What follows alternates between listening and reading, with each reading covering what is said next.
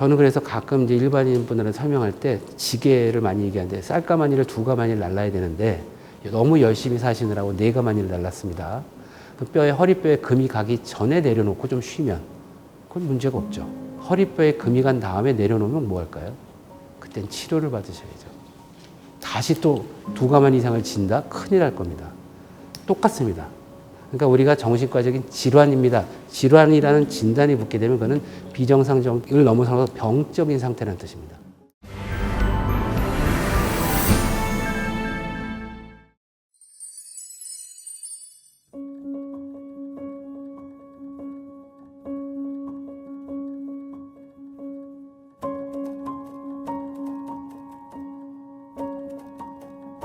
우선 이렇게 한번 여쭤보겠습니다. 당뇨병의 원인이 뭔가요? 복합적인 거겠죠. 그러니까 뭐 생활습관, 아주 식습관을 포함한 생활습관이나 아니면 또 의학적으로 이제 인슐린을 만드는 그런 췌장에서 여러 호르몬들이 뭐 뭔가 고장이 났다든가, 그리고 또 심리적인 어떤 좀 문제가 있다든가, 여러 스트레스 요인 이런 것들, 이런 게 이제 복합적으로 생긴다. 그러니까 원인을 물어보실 때는 이렇게밖에 얘기를 할 수가 없습니다. 근데 이상하게도 당신 오늘 고혈압 진단이 됐습니다 했을 때 왜 고혈압이 생겼어요? 라고 물어보시는 분 별로 없거든요.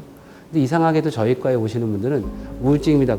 그럼 왜 우울증이 온 거죠? 라고 항상 물어보세요. 근데 제가 항상 고민하는 게 기전적인 설명을 해드려야 되는 건지, 신경 전달 물질의 어떤 활동도가 낮아져서 그 결과로 우울증이 왔습니다. 이런 어떤 설명을 원하시는 건지, 아니면 지금 사실은 게 스트레스 받고 지금 당신 뇌가 견딜 만한 어떤 역치를 넘어서서 그래서 뇌가 지쳐서 생긴 그런 병입니다. 어떤 일반적인 설명을 원하시는 건지 참 구별하기 어려울 때가 참 많아요. 결론적으로 말씀드리면 뇌의 병입니다. 정확하게 말씀을 드리면. 제가 만약에 PD님의 콩팥을 이식받는다. 제 생각이나 마음가짐이 변할까요? 저는 저죠. 제가 만약에 다른 분의 심장을 이식받는다? 저는 저죠. 근데 제가 만약에 다른 분의 뇌를 이식받는다? 그 누굴까요? 나라는 주체는 어디 존재하는 거죠? 마음은 심장에 존재하는 게 아니라 사실은 뇌의 기능입니다.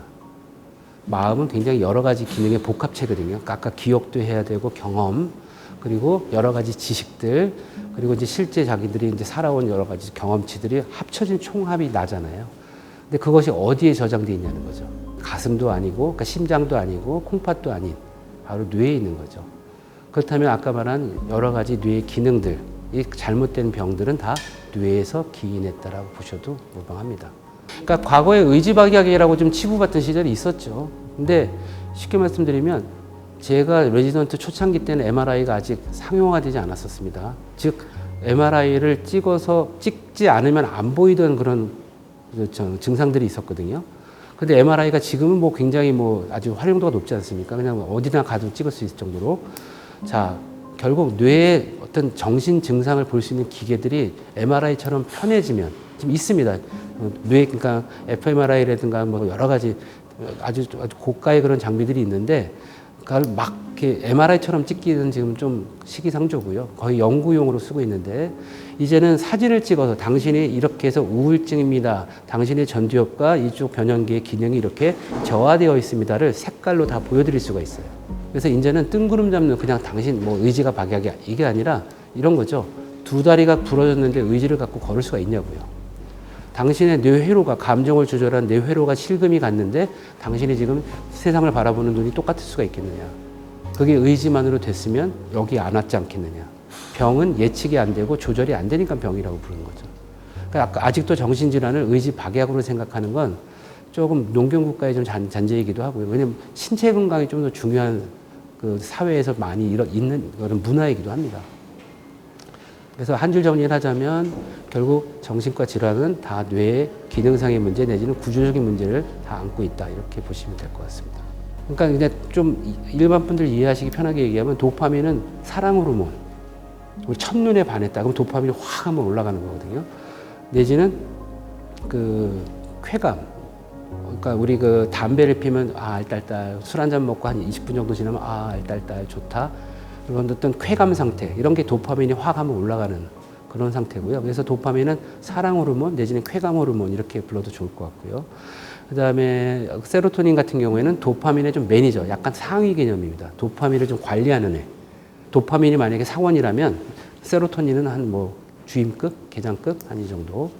그래서 세로토닌은 역시 애정도 있고 환각까지도. 그러니까 아까 내가 과하면 문제가 된다고 했고 저하돼도 문제가 되잖아요.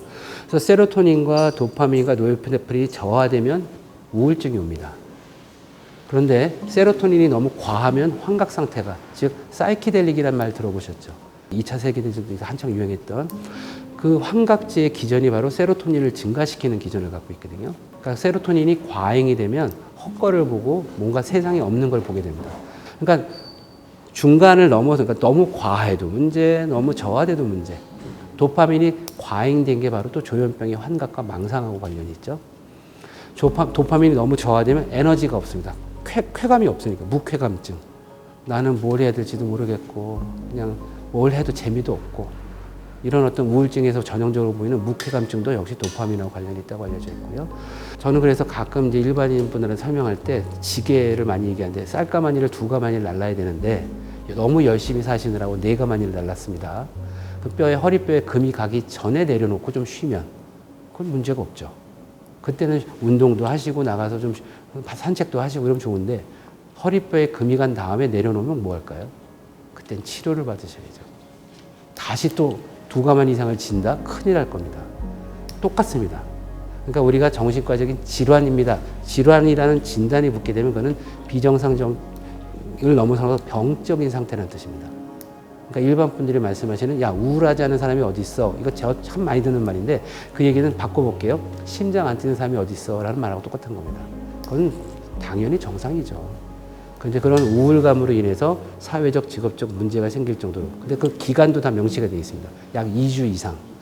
예를 들면 우울증 같은 경우에 이렇게 2주 이상 평소에 하던 일, 평소에 즐겨 하던 취미 생활도 재미없고, 그다음에 또 회사도 하던 일이 역할이 있는데 그 역할을 수행하지 못할 정도로 뭔가 에너지 레벨이 떨어지면 이제 우울증을 의심해 봐야 되겠죠. 저는 좀 수첩으로 아날로그하게 저도 지금 연필을 좀 갖고 다니고 있는데 아날로그로 좀 메모를 좀 자주 하셨으면 좋겠습니다. 스마트폰에 쓰는 거는 또 한계가 있고요. 아무래도. 그래서 어떤 건 인지 기능을 좀 향상시키는 그런 활동들, 손글씨가 뇌에 좋다라는 건 이미 밝혀진 사실이거든요. 그래서 제가 메모장을 쓰시라는 게 손을 놀리라는 거죠. 그래서 그런 인지 향상 활동을 좀 하셨으면 좋겠고, 두 번째는 이제 운동을 좀 권하고 싶은데, 운동을 하시면 뇌 건강에, 뇌 활성 물질이라는 게 BDNF라는 물질이 굉장히 많이 늘어나는 걸로 되어 있습니다. 사실은 뇌세포를 재생하는 영양 물질이라는 게 필요하거든요. 그 물질이 이제 많아지는 걸로 되어 있기 때문에 운동은 반드시 필수입니다. 그리고 마지막으로 드리고 싶은 말은 좀 힐링 포인트를 꼭 가지시라는 얘기. 저는 시간이 좀 짬이 나면 만화가게 가서 만화책도 보는데 그게 어떻게 보면 우리말로 하면 뇌를 좀 쉬게 하는 그런 시간이기도 하거든요, 저한테는.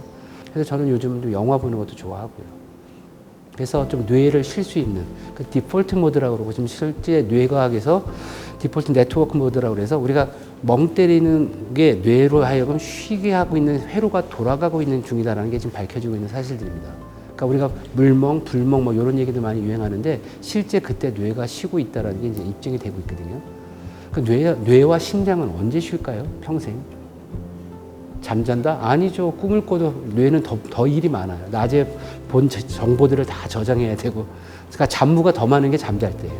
그래서 뇌와 심장은 평생 쉴 일이 없습니다. 그 대신 100번 뛸 걸 80번으로 줄이면 20번 쉬는 거죠.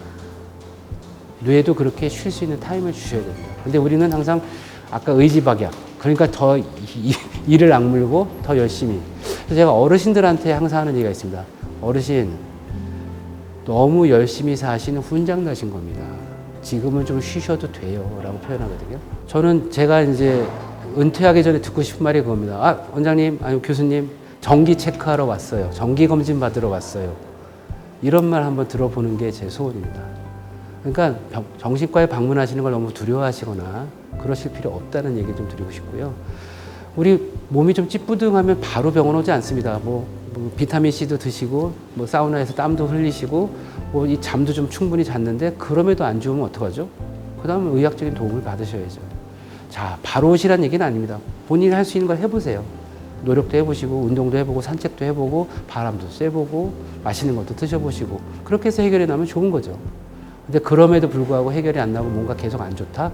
혼자 고민하지 마시고 오세요. 그 고민 같이 할 수 있습니다.